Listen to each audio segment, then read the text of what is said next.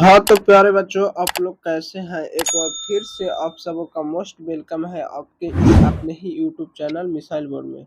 तो आज हम लोग हिस्ट्री का चैप्टर 1 जिसका नाम है यूरोप में राष्ट्रवाद उसके हम लोग सारे निचोड़ जो ऑब्जेक्टिव को करने वाले हैं। मुझे नहीं लगता कि इस चैप्टर में जो प्रश्न हम करा देंगे इससे बाहर बिहार बोर्ड में एक भी पूछेगा।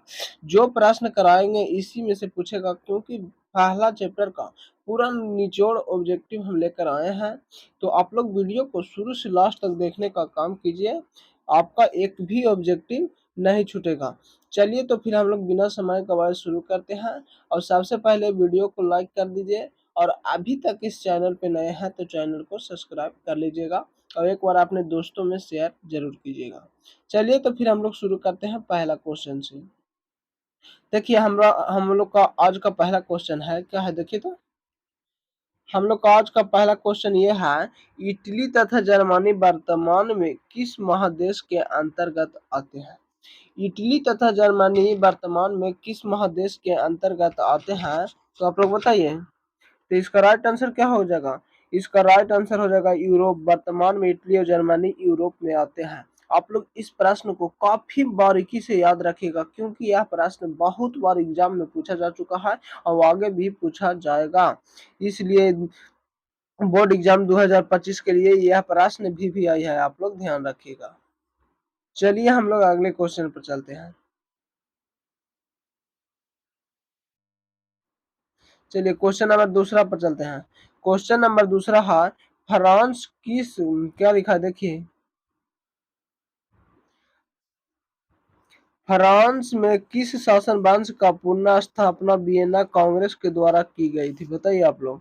फ्रांस में किस शासन वंश का स्थापना वियना कांग्रेस द्वारा की गई थी? बताइए। तो इसका राइट आंसर हो जाएगा, पुनः स्थापना हुआ था बुर्बो वंश का। या वियना कांग्रेस सम्मेलन जो हुआ था, जो ऑस्ट्रिया के राजधानी वियना में किया गया था। और ऑस्ट्रिया के चांसलर कौन था? मेटरनिक, जो कि घोर प्रतिक्रियावादी एवं पुरातन व्यवस्था बनाए रखने का।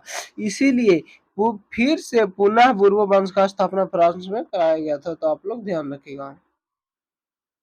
चलिए क्वेश्चन नंबर 3 देखिए। क्वेश्चन नंबर 3 है, मेजनी का संबंध किस संगठन से था? आप लोग बताइए। मेजनी का संगठन किस संबंध से था? तो मेजनी का संबंध कार्बोनरी संगठन से था। Option B is the correct answer, आप लोग ध्यान रखिएगा।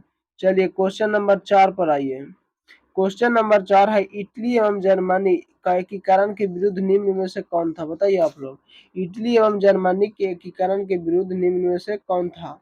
तो इटली एवं जर्मनी के एकीकरण के विरुद्ध था ऑस्ट्रिया। हम अभी ने बताएं कि ऑस्ट्रिया का चांसलर जो कि मेटरनिक था, और मेटरनिक चाहता था कि पूरा यूरोप में जितना भी देश है उसका किसी का एकीकरण न हो, सब पे राजवंश रहे, और जैसे पहले का शासन चल रहा था उसी प्रकार चले। वह नहीं चाहता था कि कोई भी देश मतलब अच्छा लोकतांत्रिक बने या समृद्ध बने।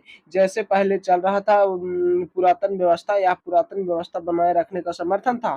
तो अगर जो किसी भी देश में पूरा यूरोप भर में अगर जो एकीकरण के लिए आवाज उठाया जाता था, तो मेटरनिक उसको दबाने का प्रयास करता था। तो इसलिए ऑस्ट्रिया जो था, से पूरा यूरोप में कोई भी देश का नहीं चाहता था कि एकीकरण हो। लेकिन वहां सबसे पहले फ्रांस में कुछ मध्यम वर्ग के लोगों में आक्रोश पनपा कि राजा का शासन से हमारा बहुत नुकसान हो रहा है, राजा मनमानी करता है, तो वह टैक्स बढ़ा देता है। तो इस प्रकार कुछ लोगों में जब आक्रोश की भावना पनपा तो वहां क्रांतियां हुई। फ्रांस में तो तीन तीन क्रांति हुई। फ्रांस में सबसे पहले 1893 ईस्वी में लुई 16वां के विरुद्ध क्रांति किया गया। उसके बाद तो वहां पे 1800 लुई सलामा किया गया, फिर लुई 18वां बना। 1724 में लुई 18वां भी मृत्यु हो गया। उसके बाद वहां का राजा कुछ समय के लिए नेपोलियन बना, लेकिन 1815 ईस्वी में वाटरलू के युद्ध में नेपोलियन बोनापार्ट भी हार गया। इस प्रकार वहां कई क्रांति हुआ, हम आगे आप लोग को भी बताएंगे। चलिए तो फिर हम लोग अगले क्वेश्चन पर फिलहाल चलते हैं। क्वेश्चन नंबर 5 है, काउंट काबुर को विक्टर एमानुअल किस पद पर नियुक्त किया था? बताइए आप लोग। काउंट काबुर को विक्टर एमानुअल किस पद पर नियुक्त किया गया था? तो काउंट काबुर को प्रधानमंत्री के पद पर नियुक्त किया गया था। Option C is the correct answer, आप लोग ध्यान रखिएगा। चलिए क्वेश्चन नंबर 6, गैरिबाल्डी पेशे से क्या था? गैरिबाल्डी पेशे से क्या था? तो गैरिबाल्डी पेशे से एक नाविक था। Option D is the correct answer. आप लोग एक प्रश्न इसमें और बताइएगा था कि गैरिबाल्डी कहाँ का एकीकरण में बहुत महत्वपूर्ण भूमिका निभाया था? तो गैरिबाल्डी इटली के एकीकरण में एक महत्वपूर्ण भूमिका निभाया था। चलिए क्वेश्चन नंबर 7, जर्मन राइन राज्य का निर्माण किसने किया था? जर्मन राइन संघ का स्थापना नेपोलियन बोनापार्ट ने जर्मन राइन संघ का स्थापना किया था। चलिए क्वेश्चन नंबर नेक्स्ट पे आइए। क्वेश्चन नंबर 8 है, जालवे ऋण कैसी संस्था थी? बताइए आप लोग। तो जालवे ऋण एक व्यापारियों की संस्था थी। Option B is the correct answer, आप लोग ध्यान रखिएगा।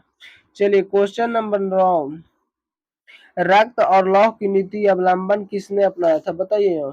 तो रक्त और लौह की नीति बिस्मार्क ने अपनाया था। ऑप्शन डी द 25 एग्जाम के लिए इस क्वेश्चन को स्टार लगाया जाए, क्योंकि यह क्वेश्चन मस्ट भी आई है, बहुत बार पूछता है। चलिए क्वेश्चन नंबर 10 क्या है? देखिए, फ्रैंकफर्ट की संधि कब हुई थी? तो फ्रैंकफर्ट की संधि हुई थी 1871 ईस्वी में। फ्रैंकफर्ट की संधि 1871 ईस्वी में हुआ था। Option D is the right answer, आप लोग ध्यान रखिएगा। चलिए क्वेश्चन नंबर 11, नेपल्स क्रांति कब हुई थी? बताइए आप लोग। तो नेपल्स क्रांति हुआ था 1821 ईस्वी में, आप लोग ध्यान रखिएगा। चलिए क्वेश्चन नंबर 12 क्या दिया है? चार्टिस्ट आंदोलन कहाँ हुआ था? बताइए आप लोग। तो चार्टिस्ट आंदोलन जो हुआ था से इंग्लैंड में हुआ था। Option D is the right answer, आप लोग ध्यान रखिएगा। चलिए क्वेश्चन नंबर आ गया 13, यूनान को एक स्वतंत्र राष्ट्र घोषित किया गया था। कब घोषित किया गया था? बताइए तो आप लोग। तो यूनान को एक स्वतंत्र राष्ट्र के रूप में घोषित किया गया था 1832 ईस्वी में। 1832 ईस्वी में कुस्तुनतुनिया के संधि द्वारा यूनान को एक स्वतंत्र राष्ट्र को घोषित किया गया था। यूनान को भी जब एकीकरण हो रहा था, स्वतंत्र क्रांतियां हो रही थी, तो वहां का ऑस्ट्रिया का चांसलर इसको भी दबाने का कोशिश कर रहा था। और यूनान पर, जो कि तुर्की का राज्य था, तुर्की वहां पे शासन करता था। चलिए क्वेश्चन नंबर 14, कार्बोनारी संगठन किस वर्ष हुआ? कार्बोनारी संगठन किस वर्ष हुआ? तो कार्बोनारी संगठन 1810 ईस्वी में हुआ था। Option C is the correct answer, आप लोग ध्यान रखिएगा। चलिए क्वेश्चन नंबर 15, एड्रियानोपोल की संधि कब हुई थी? तो एड्रियानोपोल की संधि हुई थी 1829 ईस्वी में, जो कि कहा रूस और इंग्लैंड अथी वहाँ रूस और इंग्लैंड के बीच हुआ था। रूस और तुर्की के बीच, इंग्लैंड के बीच नहीं। चलिए, एड्रियानोपोल की संधि किन दो देशों के बीच हुआ था? तो रूस और तुर्की के बीच हुआ था। Option A is the correct answer, आप लोग ध्यान रखिएगा। चलिए क्वेश्चन नंबर 17, क्वेश्चन नंबर 17 क्या दिया? देखिए, क्वेश्चन नंबर 17 दिया है, सीडान के युद्ध किन दो बीच हुआ था? तो सीडान के बीच, जो कि ऑस्ट्रिया और फ्रांस और प्रासा के बीच हुआ था। Option C is the correct answer, आप लोग ध्यान रखिएगा। चलिए क्वेश्चन नंबर 19, पोलैंड के विद्रोह किसने किसने कुचला? तो पोलैंड के विद्रोह को, जो कि रूस कुचला था। Option A is the correct answer, आप लोग ध्यान रखिएगा। चलिए क्वेश्चन नंबर 20, सन 1870 में फ्रांस और प्रासा के बीच युद्ध हुआ था। कहाँ हुआ था? तो सीडान में हुआ था। Option A is the right answer, आप लोग ध्यान रखिएगा। चलिए क्वेश्चन नंबर 21, यूरोपियों के लिए किस देश का साहित्य एवं ज्ञान विज्ञान प्रेरणा स्रोत रहा? तो यूरोपियों के लिए यूनान का साहित्य ज्ञान विज्ञान प्रेरणा स्रोत रहा। Option B is the right answer, आप लोग ध्यान में रखिएगा। चलिए क्वेश्चन नंबर 22, युवा इटली संस्था का विकास किया? युवा इटली नामक संस्था का विकास किया था मेजनी, जो कि मेजनी किया था। Option A is the right answer, आप लोग ध्यान रखिएगा। चलिए क्वेश्चन नंबर अगला पे चलते हैं। क्वेश्चन नंबर क्या है? क्वेश्चन नंबर 22, युवा इटली का संस्था का हो गया। अब चलिए क्वेश्चन नंबर 23, क्वेश्चन नंबर 23 है, बिस्मार्क निम्न में से क्या था? तो बिस्मार्क एक कूटनीतिज्ञ था। Option D is the right answer, आप लोग ध्यान रखिएगा। क्वेश्चन नंबर 24, सार्डिनिया पीडमाउंट का शासक कौन था? तो सार्डिनिया पीडमोंट का शासक था Victor Emmanuel. Option C is the right answer, आप लोग ध्यान रखिएगा। क्वेश्चन नंबर 25, यूनानी स्वतंत्रता आंदोलन के दौरान ब्रिटिश शहीद हुए थे, तो शहीद हुए थे Lord Byron. Option A is the right answer. Question number 26, जालवे ऋण संस्था किस राज्य की थी? तो जालवे ऋण किसकी थी? परासा का था ना। हाँ, परासा का जालवे ऋण संस्था थी। Option A is the right answer, आप लोग ध्यान रखिएगा। क्वेश्चन नंबर 27, हंगरी की भाषा क्या थी? तो हंगरी की भाषा थी magyar। Option B is the right answer, आप लोग ध्यान रखिएगा। हंगरी की भाषा थी magyar। क्वेश्चन नंबर आइए 28 पे, यूनान की स्वतंत्रता संग्राम किसकी पराजय हुई? तो यूनान की स्वतंत्रता संग्राम में तुर्की की पराजय हुई। Option B is the right answer, आप लोग ध्यान रखिएगा। क्वेश्चन नंबर 29, मारिजान किस देश का राष्ट्रवाद का प्रतीक था? तो यह था फ्रांस का। Option A is the right answer. चलिए क्वेश्चन नंबर 30, यूरोपीय सभ्यता और पालना किसे कहा जाता है? यूरोपीय सभ्यता और पालना कहा जाता है किसे, बताइए आप लोग। तो ये कहा जाता है इसको यूनान को। Option D is the right answer. Option D is the right answer, आप लोग ध्यान रखिएगा। क्वेश्चन नंबर 31, एक टॉप यूनियन किस वर्ष पारित हुआ था? तो एक टॉप यूनियन पारित हुआ था 1688 ईस्वी में। Option A is the right answer, आप लोग ध्यान रखिएगा। क्वेश्चन नंबर 32, 1789 में फ्रांसीसी क्रांति के समय वहां का किस राजवंश का शासन था? तो वहां था पूर्व राजवंश का शासन। Option C is the right answer, आप लोग ध्यान रखिएगा।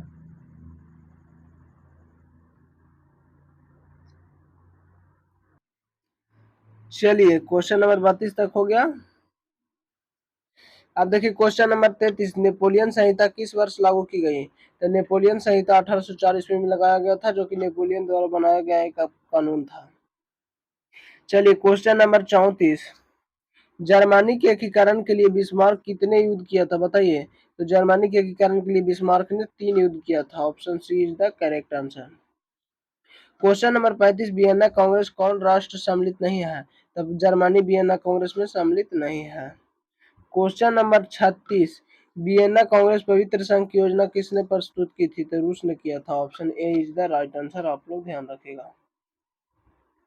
क्वेश्चन नंबर क्या है देखिए, 37, यांग इटली का संस्थापक है? तो यांग इटली के संस्थापक मेजनी है। Option C is the right answer. Question number 38, France किस राजा का राजा ने कहा कि अंग्रेजी शासन की भांति हम लकड़ी काटना पसंद कर लूंगा? तो कौन होगा? चार्ल्स दसम हो जाएगा।